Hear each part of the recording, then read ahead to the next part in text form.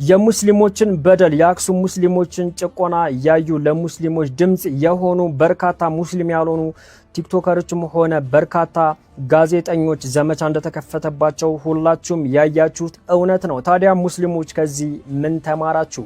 እኛ ከተባበረን ወላሂ በአንድ ሳምንት ውስጥ ብቻ የአክሱም ሙስሊሞችን ጭቆና ለዓለም ሁሉ ማሳወቅ እንችላለን፣ አቅሟለን። ከዚህ በፊትም በበርካታ አጋጣሚዎች ይሄንን አሳይተን ነበረ። ጊዜው አሁን ነው። ሙስሊሞች ራሳችንን የምንፈትሽበት ጊዜ።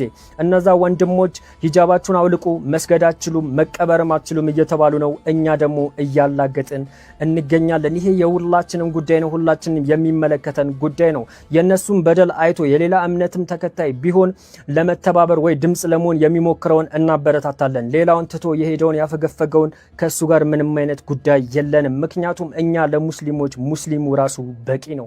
በአንድ ሳምንት ውስጥ እንዳልኳችሁ ለዓለም ማሳወቅ እንችላለን። በተለያየ ኮንተንት ላይ ያላችሁ፣ በተለያየ ተሰጥኦ ላይ ያላችሁ ይህን ተሰጥኦአችሁን አሁን ከወንድሞቻችሁ ጎን እንድትሆኑ ተጠቀሙበት። ከነገ ጀምሮ ሁላችንም የቤት ስራችን ሊሆን የሚችለው ይሄ ጉዳይ ነው። ምክንያቱም እነሱ ጭቆናን ይዘው ወይም ደግሞ ወንድሞቻችን እየገፉ በጣም ብዙ ርቀት እየሄዱ ይገኛሉ። እኛ ግን ሁላችንም ቁጭ ብለናል። ካሁን በኋላ ሁሉንም ይመለከታልና በቻለው አቅም በሚችለው ቋንቋ ሁሉ ለነሱ ድምጽ መሆን አለበት። ምን ትላላችሁ? የእናንተን ሐሳብ ግለጹ። በዚህ ሐሳብ የምትስማሙ ሁሉ በደንብ ሼር፣ ኮፒ ሊንክ፣ ሪፖስት ያደርጋችሁ አዳርሱት። ኢንሻአላህ ከነገ ጀምሮ ሁሉም የቻለውን ያደርጋል።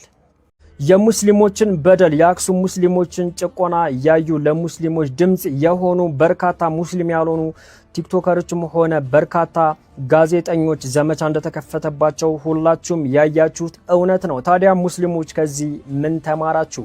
እኛ ከተባበረን ወላሂ በአንድ ሳምንት ውስጥ ብቻ የአክሱም ሙስሊሞችን ጭቆና ለዓለም ሁሉ ማሳወቅ እንችላለን፣ አቅሟለን። ከዚህ በፊትም በበርካታ አጋጣሚዎች ይሄንን አሳይተን ነበረ። ጊዜው አሁን ነው። ሙስሊሞች ራሳችንን የምንፈትሽበት ጊዜ።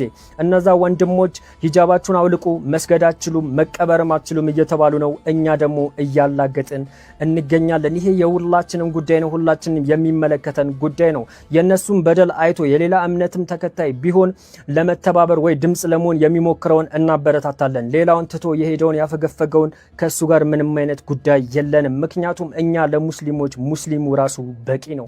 በአንድ ሳምንት ውስጥ እንዳልኳችሁ ለዓለም ማሳወቅ እንችላለን። በተለያየ ኮንተንት ላይ ያላችሁ፣ በተለያየ ተሰጥኦ ላይ ያላችሁ ይህን ተሰጥኦአችሁን አሁን ከወንድሞቻችሁ ጎን እንድትሆኑ ተጠቀሙበት። ከነገ ጀምሮ ሁላችንም የቤት ስራችን ሊሆን የሚችለው ይሄ ጉዳይ ነው። ምክንያቱም እነሱ ጭቆናን ይዘው ወይም ደግሞ ወንድሞቻችን እየገፉ በጣም ብዙ ርቀት እየሄዱ ይገኛሉ። እኛ ግን ሁላችንም ቁጭ ብለናል። ካሁን በኋላ ሁሉንም ይመለከታልና በቻለው አቅም በሚችለው ቋንቋ ሁሉ ለነሱ ድምጽ መሆን አለበት።